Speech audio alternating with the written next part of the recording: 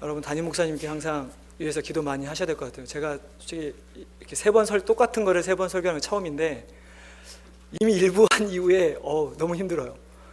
근데 하시는 걸 보니까 이거 진짜 웬만하면 못하겠구나라는 생각이 많이 듭니다. 여러분 기도 많이 해주시고, 또 오늘 저희 교회 또 설교하신 분이 한 분 계시는데 그분을 위해서도 그냥 여러분 기도해 주시면 됩니다.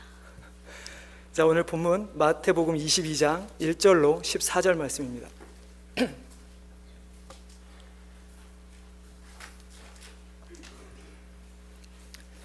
차에서 한 절씩 우리 교독하도록 하겠습니다.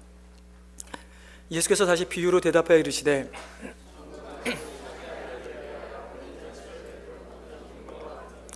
그 종들을 보내어 그 청한 사람들을 혼인잔치에 오라 하였더니 오기를 싫어하거늘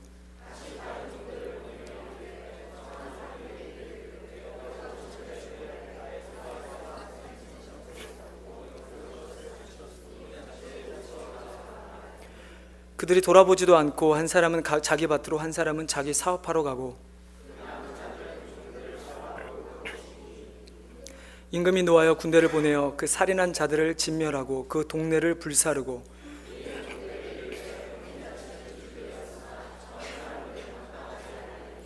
내거리 길에 가서 사람을 만나는 대로 혼인잔치에 청하여 오라 한대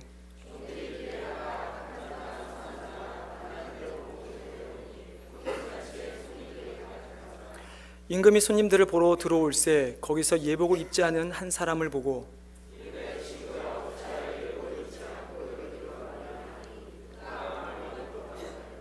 임금이 사환들에게 말하되 그 손발을 묶어 바깥 어두운 데에 내 던지라 거기서 슬피 울며 이를 갈게 되리라 하니라. 아멘. 다시 한번 기도하겠습니다. 하나님 은혜를 감사합니다. 이 시간 말씀을 듣고자 하오니 하나님 우리의 귀를 열어주시고 하나님께 들려주시는 음성 듣는 시간 되게 하여 주시옵소서. 하나님 말씀 전한 자의 모습은 감춰주시고 오직 하나님 말씀만이 드러나는 시간 되기 간절히 원하오며 이 모든 말씀을 주 예수 그리스도의 이름으로 기도합니다. 자, 우리는 왜 예수님을 믿을까요? 예수를 믿는 이유는 바로 구원을 받기 위함입니다. 그렇다면 여러분, 구원이란 무엇일까요? 구원. 제가 IBP에서 출판한 성경 신학 사전을 보니까 이렇게 기록을 하고 있습니다. 구원이란 본질적으로 악이나 위험에서 구출해 주는 행위 혹은 그러한 상태를 의미하는데 그 위험 요소는 육체적인 것이나 영적인 것, 일시적인 것이나 영원한 것, 어떤 것이든 될 수 있다라고 정의하고 있습니다.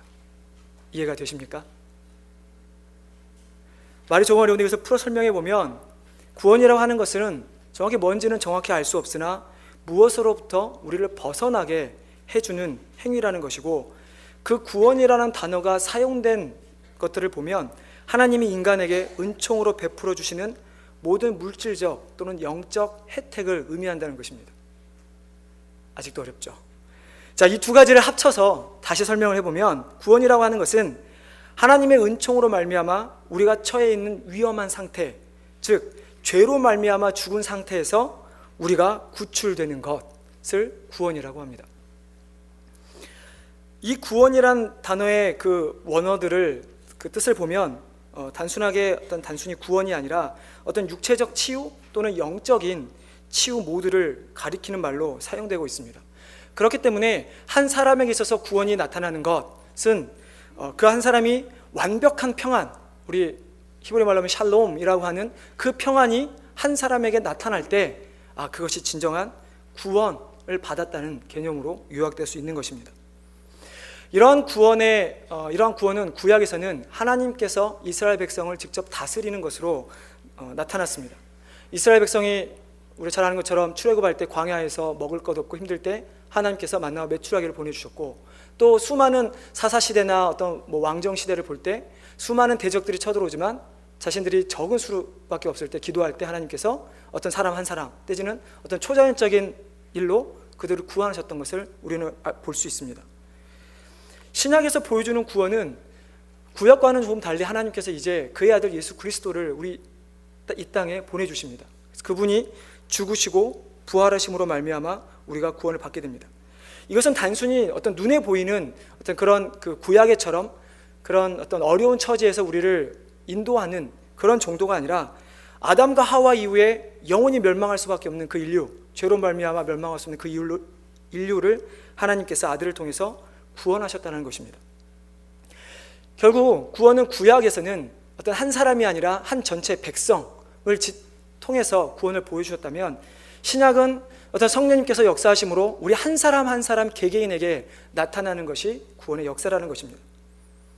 이러한 구원은 우리가 좀 작게는 소극적인 측면, 또 적극적인 측면으로 볼 수 있는데, 소극적인 측면은 구원이라고 하는 것은 그저 우리가 죽은 후에 노제는 살고 있다 예수님이 재림하시면 심판 때 이후에 우리가 하늘나라 천국에 가는 것, 이 정도가 소극적인 구원의 측면이라고 한다면, 적극적인 측면으로는 우리가 어떤 이 세상에서 어떤 위협으로부터든 어떤 악한 것이든 사단으로부터든 우리가 보호를 받는 것, 그리고 둘째는 하나님께서 하나님 믿지 않는 자들을 영원히 심판하시겠다라는 그 심판으로부터 우리가 보호를 받는 것, 그리고 세 번째는 육신의 죽음뿐만 아니라 영원히 죽을 수밖에 없는 그 상태에서 우리가 구원을 받는 것을 의미한다는 것입니다. 자, 이러한 구원을 우리는 어떻게 받을 수 있습니까? 오늘 제목도 하나님의 은혜인데, 우리가 누구에게나 하나님을 어느 정도만 믿은 사람이라면 당연히 입에서 나와야 할 것이 하나님의 은혜로 말미암아 구원을 받습니다 라는 것입니다. 이걸 좀 더 살펴보면 구원의 그 방법에 있어서 하나님의 은혜, 그러니까 하나님의 은혜로 말미암아 믿음으로 구원을 받는다는 것인데, 이게 구약에서는 제사로 드러납니다. 이스라엘 백성들이 어떤 양을나 뭐 여러 가지 동물, 소나 동물을 데려다가 안수를 하고 피 흘림으로 말미암아 자신의 죄가 사해지는 그러한 방법을 주셨고, 그러나 신약에서는 우리에게 요구되는 것은 그런 피 흘림의 제사가 아니라 우리에게 요구되는 것은 회개, 믿음, 순종, 이런 것들입니다.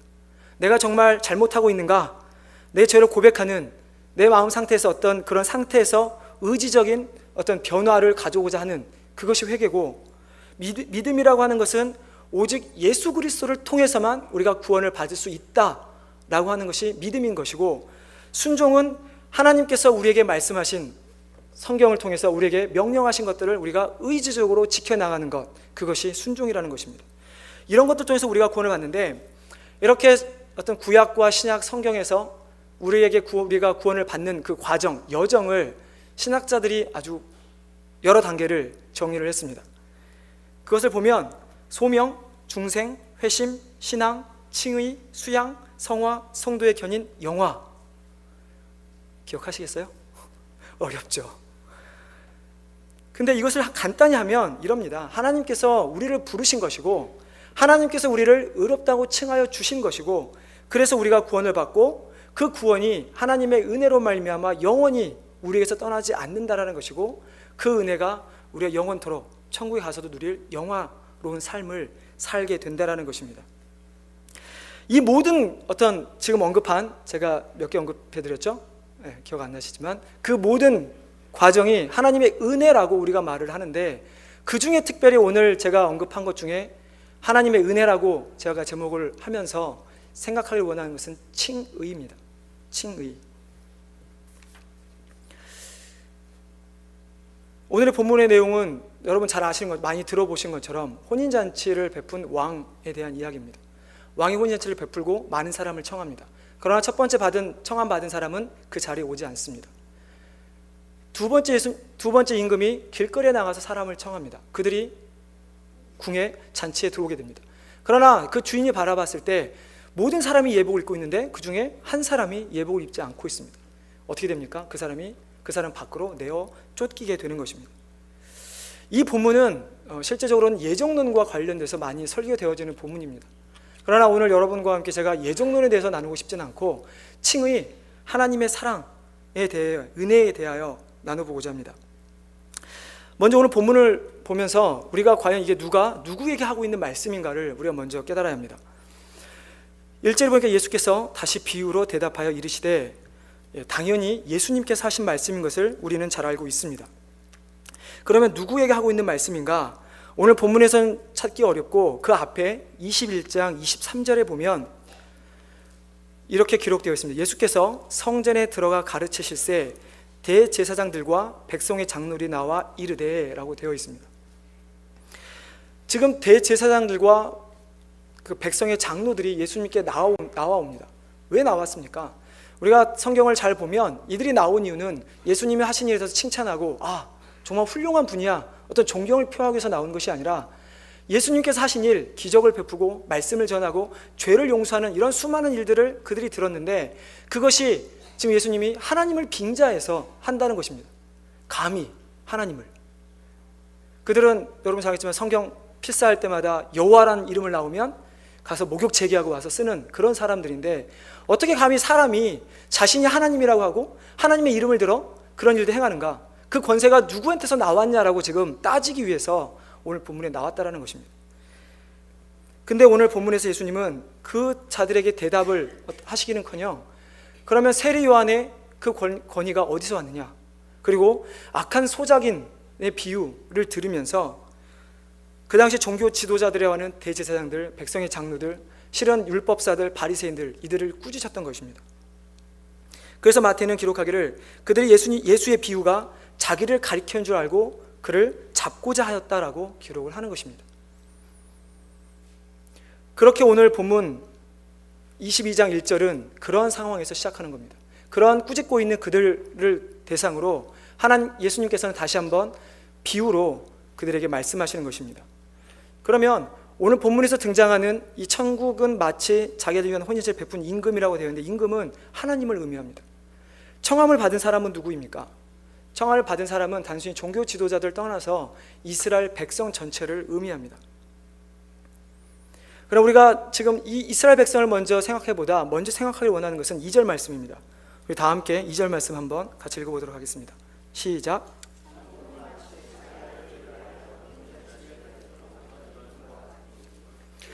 자, 본문에서 천국을 무엇이라고 합니까?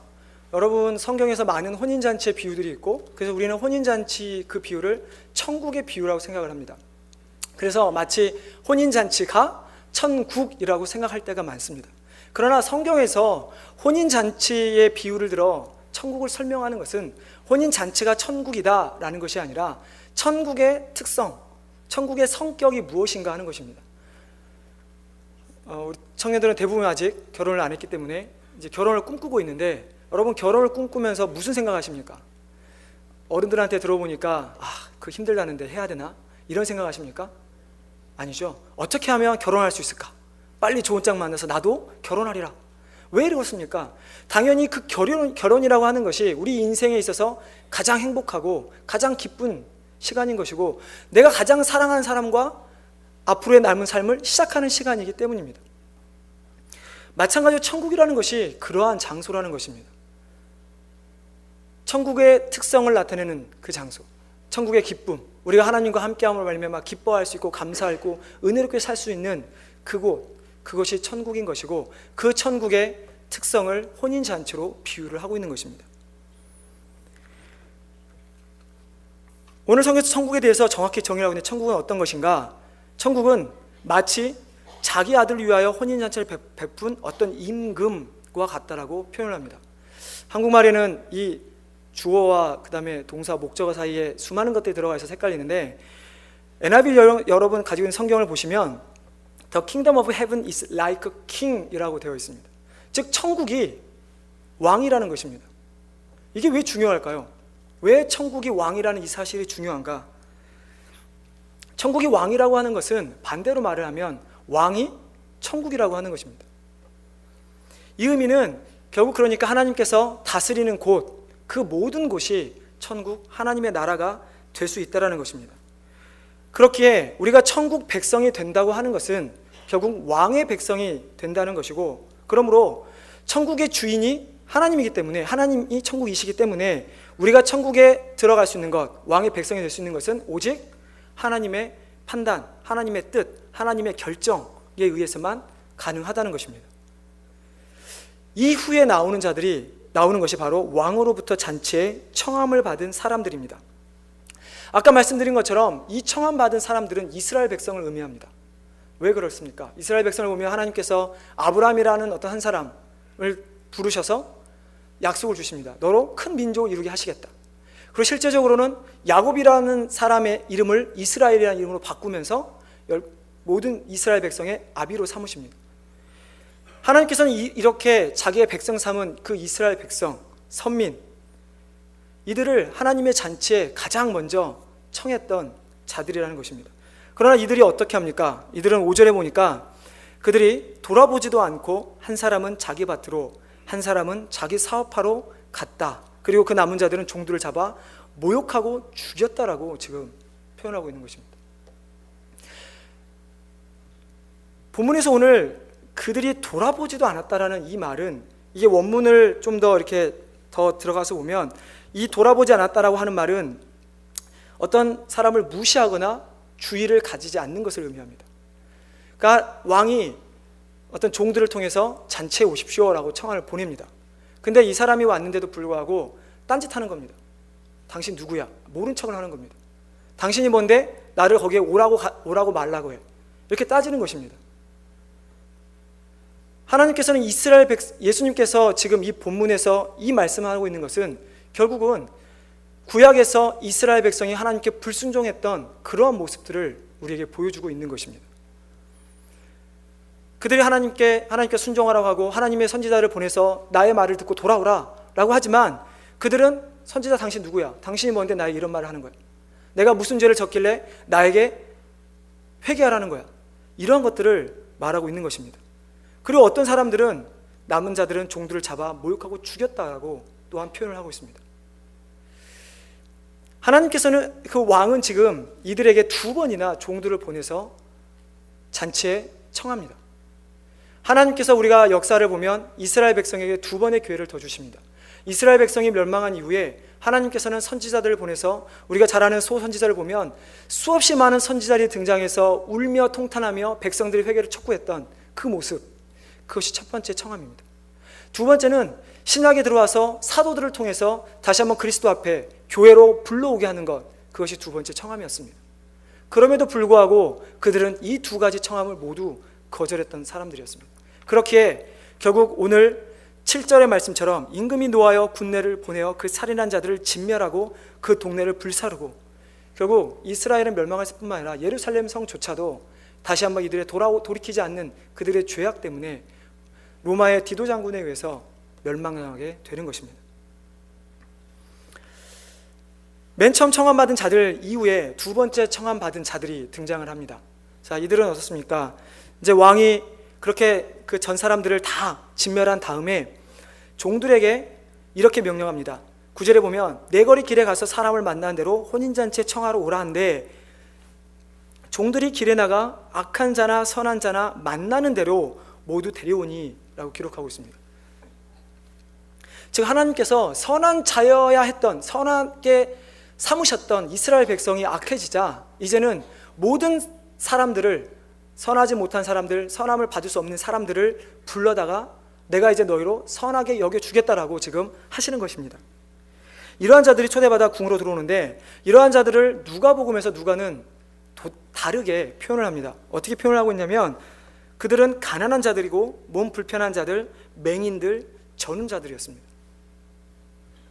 주인이 청한 사람들은 세상 사람들이 눈으로 보기에는 무언가 부족한 사람들이었습니다. 잔치에 참여하기는 부족한 사람들. 그러나 어떻든 이들은 청함을 받고 궁으로 옵니다. 이때 가장 주목해야 될 사건이 하나 등장을 하게 됩니다. 어떤 사건입니까? 그들이 왔을 때 왕이 이제 나와서 청한 사람들의 모습을 보니까 전부 예복을 입고 있는 것입니다. 근데 오직 한 사람만이 예복을 입지 않고 있습니다. 우리가 생각해 보면 이렇습니다. 어떻게 가난한 자들이, 그리고 종이 나가자마자 불러온 사람들이 무슨 시간의 여유가 있어서 과연 예복을 입고 올 수 있을까? 당연히 못 입고 오는 게 당연한 거 아닌가? 오히려 입고 온 사람이 이상한 거 아닌가? 라고 생각할 수 있습니다. 근데 오늘 본문에 나와 있지 않지만 구약의 어떤 한 부분이나 또 역사서들을 보면 당시 그 근동 지역에 특별히 고관들, 특별히 왕들이 혼례를 베풀 때는 우리처럼 이렇게 초대장을 보내고 그 다음에 초대장을 해서 답해서 보내면 그 사람을 이렇게 테이블을 세팅해서 결혼식을 하잖아요. 그것뿐만 아니라 그 사람들이 와서 입을 예복을 준비하는 것이 하나의 관례였습니다. 이 예복 자체가 이 결혼을 준비하는 사람이 결혼식에 참여하는 사람에게 줄 수 있는 가장 귀한 선물이었습니다.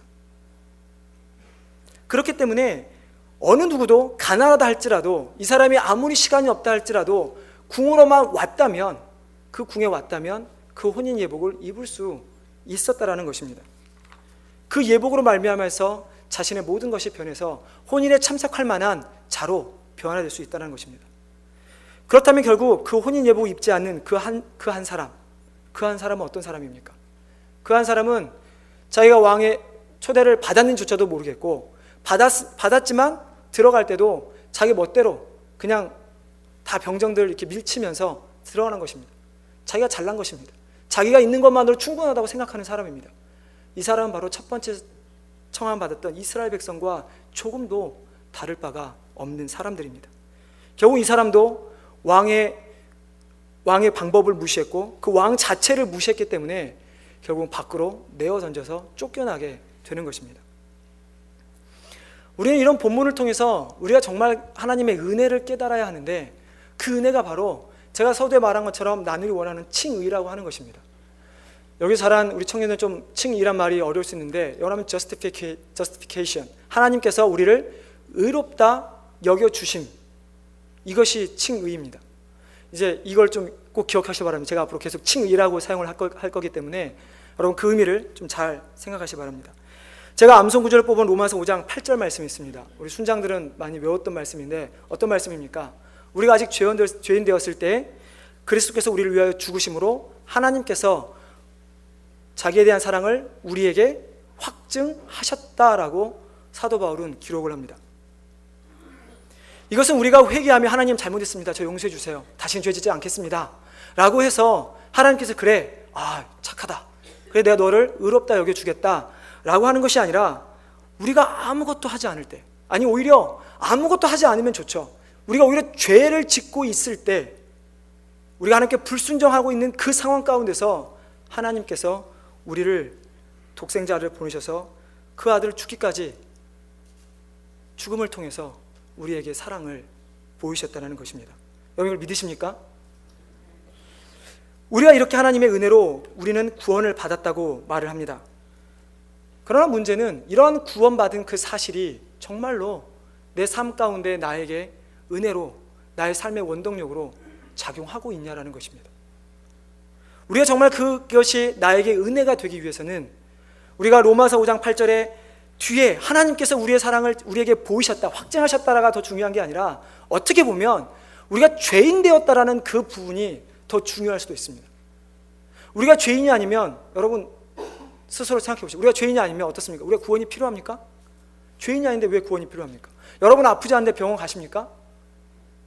우리가 죄인이기 때문에 하나님께서 그러한 사랑을 우리에게 보이셨다면, 우리가 죄인인 것을 깨달아야 우리가 정말로 그 하나님의 은혜를 누리며 살아갈 수 있다는 것입니다. 그러한 죄인에게 주어진 것이 오늘 본문에 등장하는 혼인 예복인 것입니다. 그것이 바로 성경에서는 하나님의 의라고 표현을 하고 있는 것입니다. 수없이 많은 사람들, 선한 자나 악한 자나 또 모든 사람들, 그것이 가난한 사람이든 그것이 저는 사람이든 몸에 불편한 사람들이든, 이 모든 사람들이 우리가 볼 때는 약간 거부감이 느껴지는 사람들입니다. 가난하게 냄새도 나는 것 같고, 또 몸이 불편한 거, 우리가 지금 성경 개역 개정은 아주 좋게 표현했지만 우리가 개역 한글 예전 버전을 보면 뭐라고 표현되어 있냐면, 좀 심한 표현인데 병신이라고 표현이 되어 있습니다. 가난해서 냄새나는 자들, 정말 병신 같은 사람들, 이 모든 사람들이 내가 참석하는 혼인잔치에 같이 있는 것입니다. 용납이 되십니까? 근데 문제는 그러한 가난한 자들이, 그러한 불편한 자들이 혼인잔치에 안 오면 좋을 것 같은 그런 사람들이 바로 나라는 사실입니다. 우리가 아무리 우리 자신을 세상 사람과 세상이 가진 기준, 도덕과 법에 비교해서 선하다 할지라도 우리 모두는 우리 자신의 능력만으로는 결코 혼인잔치에 들어갈 수 없다는 사실입니다. 우리의 몸에서 냄새가 나고 어딘가 몸이 불편하고 어딘가 온전하지 못한 자라는 사실입니다. 그러한 우리를 하나님께서 의롭다 칭하여 주신 것입니다. 반면에 여전히 자신 스스로 의롭다고 하는 자들은 결국 잔치에서 쫓겨나는 첫 번째 청함받은 사람, 예복을 입지 않는 그 한 사람인 것입니다. 에베소서 2장 말씀 보면, 너희는 그 은혜에 인하여 믿음으로 말미암아 구원을 얻었나니 이것은 너희에게서 나는 것이 아니요 하나님의 선물이라. 우리가 구원을 받은 것, 우리가 의롭다고 칭함을 받은 것은 내가 무엇을 해서 받은 것이 아니라 하나님께서 우리에게 선물로, 은혜로 주신 것을 잊지 말아야 합니다. 이러한 칭의, 하나님께서 우리를 의롭다 여기신 이 칭의에 대해서 그러나 많은 사람들이 오해하는 것이 세 가지가 있습니다. 첫 번째 오해는 하나님께서 의롭다 여기신 것이 나의 행위 때문이라는 것입니다. 사람들이 과거의 자신의 모습과 지금의 모습을 비교하면서 가장 흔히 쓰는 말이 뭐냐면 나는 이제 사람 됐다 라는 말입니다. 사람 됐다. 예. 과거에 내가 어땠는지 우리는 알 수 없습니다. 그 사람이 어떻게 살았는지 알 수 없습니다. 근데 어느 순간에 이 사람이 무엇을 했는지 모르지만 이 사람이 무엇을 다른 사람을 돌봤는지 아니면 무슨 큰 기부를 했는지 무슨 성취를 했는지 우리는 모르지만 그 사람이 어느 순간 자기를 돌아보면서 자기는 이제는 사람 됐다 라고 하는 것입니다. 마치 하나님 앞에서 내가 예전엔 죄인이었습니다. 하나님 맞습니다. 저는 죄인입니다. 근데 내가 어느 날부터 교회도 다니고 열심히 교회도 섬기고 또 열심히 전도도 하다 보니까 어느 순간부터 내가 의롭다고 생각하는 것입니다. 이러한 가장 대표적인 구약의 제사입니다. 아까 제가 서론에 언급드렸지만 구약의 제사는 하나님께서 이스라엘 백성들에게 죄를 회개하는 방법으로 주신 것이 희생의 제사입니다. 피 흘림이라는 제사입니다. 그러나 만약에 여러분들이 그러한 제사를 통해서 여러분이 의롭다함을 받는다고 한다면, 죄의 용서를 받는다고 한다면 여러분은 과연 평생토록 몇 번의 제사를 드려야 할까요? 여러분 제사 그러니까 이런 것 같죠? 마치 내가 어떤 사람이 큰 죄를 저질러서 그 죄 때문에 양을 한 마리를 데려와서 제물로 드려서 용서 구하는 것 같죠? 그러나 구약의 제사는 정확히 말하면 여러분이 거짓말하잖아요? 그러면 제사 드려야 돼요. 여러분이 분노를 품잖아요? 제사를 드려야 돼요. 남을 속이잖아요? 제사 드려야 돼요. 부모님께 불평하고 공경하지 않으면 여러분 제사를 드려야 되는 거예요. 대체 몇 마리의 동물이 필요할까요? 이런 행위에 그런 제사를 통해서 하나님께 우리를 용서하시는 것이 아니라 제사의 본질이라고 하는 것은 나를 죄인으로 인정하고 하나님의 은혜를 구하는 우리의 마음, 내가 죄인입니다 라고 고백하는 우리의 마음인 것입니다. 사울 왕의 아말렉과의 전투 앞에 있었던 사건을 우리는 잘 기억합니다. 사울 왕이 원했던 것은 이제 전투 바로 앞에서 빨리 선지자 사무엘이 와서, 하나님의 사람이 와서 이 전쟁에서 내가 승리할 것이다, 하나님이 너와 함께 하실 것이다 라는 말을 듣고 싶었습니다. 근데 사무엘이 안 옵니다. 사무엘이 안 옵니다. 그때 사울 왕이 어떻게 합니까? 절대 드려서는 안 될 제사를 드리게 됩니다. 이때 사무엘이 했던 말이 우리가 가장 잘 아는 말씀, 순종이 제사보다 낫고 듣는 것이 수대양의 기름보다 낫다. 우린 여기까지만 기억을 하죠. 그 뒷말씀을 여러분 더 보셔야 합니다. 뒷말씀 뭐라고 기억되냐면 이는 거역하는 것은 점치는 죄와 같고 완고한 것은 사신 우상에게 절하는 죄와 같음이라. 여러분 이건 무서운 말씀인 것입니다. 제사라고 하는 것을 여러분 잘못 드리면 그것이 순종하는 마음이 없이 외식의 행위로 간다 그러면 이것이 여러분이 하나님을 섬기는 것이 아니라 오히려 우상 숭배를 한다는 것입니다.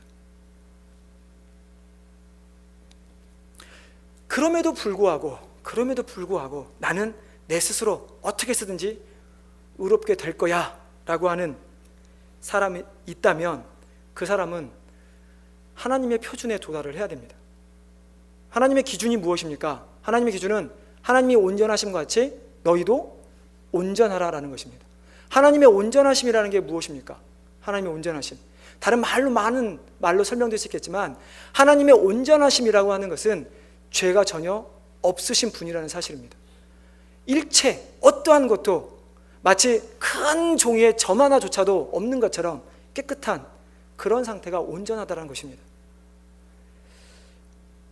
근데 우리는 어떻습니까? 여러분 어느 날 갑자기 내가 의롭게 됐다고 그래서 여러분 많은 선행을 해서 됐다고 해서 그 이후에는 여러분 다시는 우리는 죄를 짓지 않나요? 아마 그것 때문에 우리는 더 많은 죄를 짓고 사는지도 모릅니다. 왜냐하면 기도하면 하나님께서 용서해 주시니까. 우리 스스로 결코 의롭다 할 수 없음을 깨달아야 하는 것입니다. 칭에 대한 두 번째 오해는 하나님께서 나를 의롭다고 여기시진 하셨지만 그러나 여전히 죄된 나의 모습 때문에 내가 무엇인가 해야 하는 거 아닌가, 하나님의 의로움을 받기 위해서 내가 무엇을 여전히 해야 되는 거 아닌가 하는 것입니다.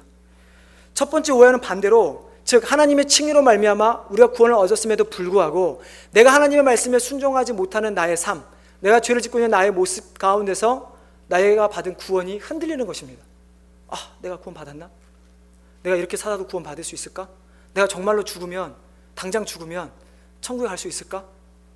라는 생각들입니다. 그러나 예배소의 말씀, 로마서의 그 말씀처럼 하나님께서 우리를 구원하신 것, 우리를 의롭다고 하신 것은 우리가 죄인 되었음을 기억해야 합니다. 그렇기 때문에 우리가 우리 스스로 내가 의롭게 되기 위해서 무엇인가를 하는 것은 말이 안 되는 것입니다.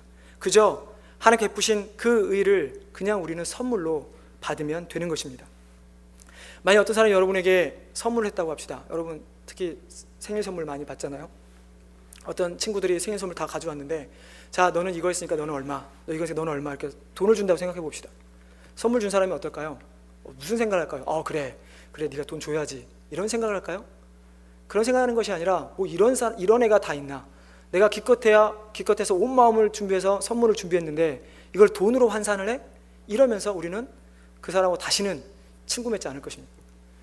지금 우리가 하나님 앞에 의롭다 여기서 받았는데 우리 행위로 내가 그것이 뭔가 석연치 않고 의심이 돼서 내가 하나님께 다시 한번 나의 행위로 무엇인가를 드리려고 하는 그 모습 자체가 바로 그렇게 돈으로 친구의 선물을 사려고 하는 그런 모습이 된다는 것입니다.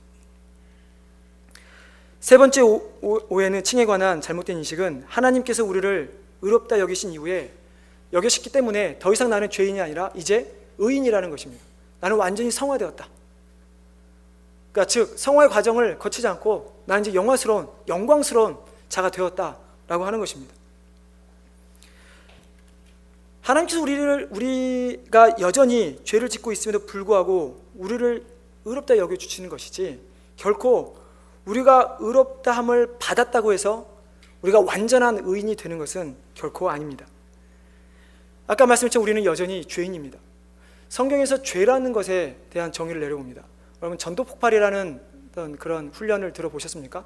전도폭발에서는 죄에 대한 정의를 이렇게 내립니다.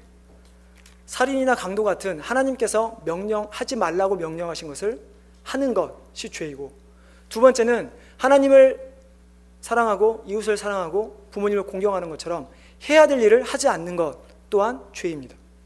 뿐만 아니라 여러분이 시기나 미움, 다툼, 그 다음에 거짓말, 이런 어떤 우리 말이나 마음 속으로 짓는 죄도 죄라고 규정을 하고 있습니다. 첫 번째 죄에 대해서는 별로 언급하지 않아도 될 것 같습니다. 많은 사람들이, 제가 청년들한테 많이 물어보죠. 살인한 적도 없고 도둑질을 별로 한 적도 없는데 그것이 무슨 의미가 있는가? 그 때문에 별로 이것은 우리에게 크게 맞지는 않는 것 같습니다. 그러나 두 번째 유형의 죄에 대해서 한번 생각해 봐야 합니다. 하나님을 사랑한다. 과연 얼마만큼 우리가 하나님을 사랑해야 우리가 하나님을 사랑한다고 말할 수 있을까요? 지금 여러분들은 충분히 여러분의 삶 가운데서 하나님을 사랑하고 있습니까? 성경은 우리에게 분명히 하나님의 사랑에 대한 방법 내지는 규정, 어떻게 보면 지금 법치국가니까 법이라고 하는 것을 우리에게 주고 있습니다. 오늘 똑같은 본문 마태복음 22장 37절을 함께 읽어보겠습니다. 마태복음 22장 37절입니다. 시작.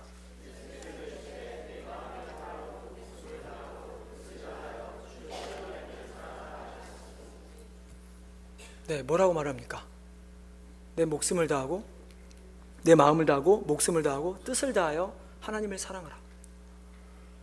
여러분의 생명을 다해서 생명을 내놓고 하나님을 사랑하라고 하는 것입니다. 왜냐하면 우리가 이미 죄로 말미암아 죽었기 때문에, 그래서 하나님의 그 은혜로 말미암아 새로운 생명을 얻었기 때문에 이제 너희의 생명은 너희 것이 아니다라는 것입니다. 그렇기 때문에 하나님을 사랑하는 것이 단순하게 내가 그냥 연인을 사랑하는 것처럼, 그냥 마치 모든 것을 줄 수 있는 것처럼 그 정도가 아니라 정말로 우리의 생명, 목숨을 바쳐서까지 하나님을 사랑해야 하는 것입니다. 목숨을 바치면서까지 하나님을 사랑한다는 것, 이렇게 아마 우리는 또 가끔 비교를 합니다. 어떤 사람이 다른 사람을 바라보면서, 그러니까 주일날 교회만 오는 썬데이 크리스찬들을 바라보면서 어떤 사람이 이렇게 말합니다. 나는 그래도 수협에 나오니까, 그리고 나는 뭐 아침 저녁 기도는 하니까 저 사람보다는 하나님을 내가 더 사랑해 라고 말을 하는 사람이 있습니다. 근데 또 다른 사람이 그 사람을 바라보면서 나는 새벽 기도도 하고 수협에 나오고 금요기도에 나오고 아침에 큐티도 하고 성경도 보고 그래서 내가 저 사람보다 더 하나님을 사랑해. 이것이 목숨을 다한 사랑인가? 그것은 결코 아니라는 것입니다. 하나님을 다해 목숨을 다해 사랑한다는 것은 우리가 목숨을 내놓고 먼저 하나님을 알아야 하는 것입니다. 하나님을 알아야 진정으로 여러분이 하나님을 사랑할 수 있는 것입니다. 이웃에 대한 사랑은 어떨까요? 오늘 읽은 22장 39절에 또 나와 있습니다. 또 함께 읽어보겠습니다. 시작.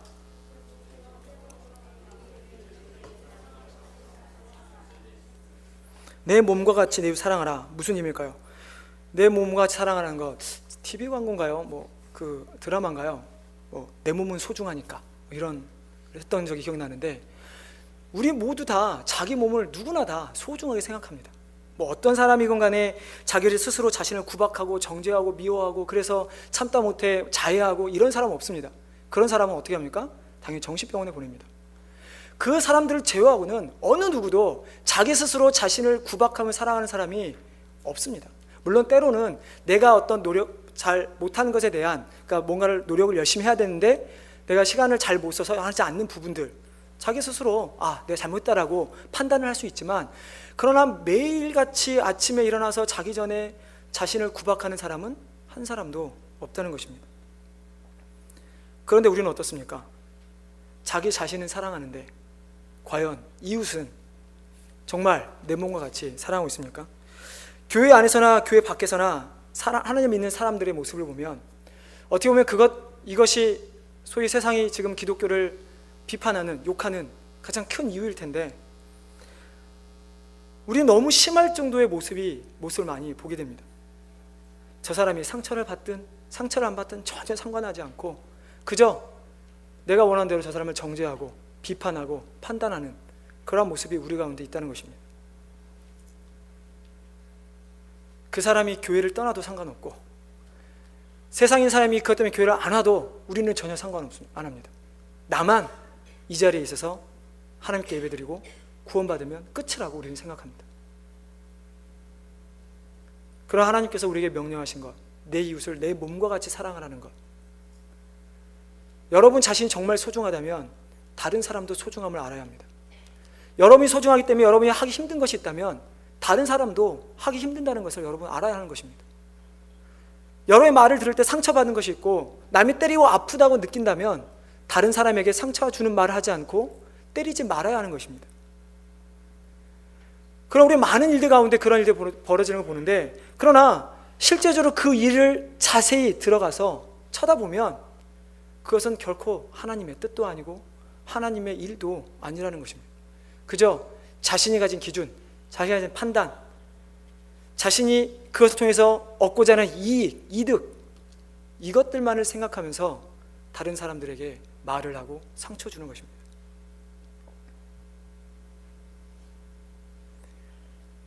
이처럼 우리는 결코 하나님으로부터 의롭다 여기심을 받았지만 우리는 이 땅에서 완전히 의인이 된 것은 절대 아닌 것입니다.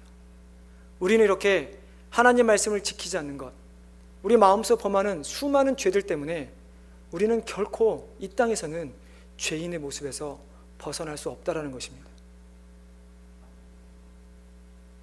그렇지만 우리가 감사해야 하는 것이 바로 오늘 본문 말씀처럼 우리가 죄인이지만 하나님께서 하나님의 의라는 옷을 우리에게 입히셔서 너희는 죄인이지만 나는 너희를 죄인으로 여기지 않겠다라고 말씀하시는 것입니다. 그렇다면 우리는 혼인잔치에 예복을 입은 사람답게 살아야 합니다. 혼인잔치 참여한 사람이 옷만 그렇게 입고 마음대로 설치고 다닐 수 있을까요? 그 옷을 입었다고 하는 것은 그 잔치를 초대한 사람, 그 왕의 어떤 그런 모든 것을 잘 따르겠다는 의미도 포함되는 것입니다.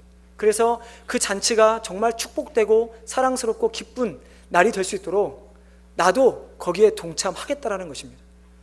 그렇다면 우리가 정말로 혼인잔치의 예복, 하나님의 의의 옷을 입었다고 한다면 우리는 그러한 삶을 살도록 노력해야 하는 것입니다.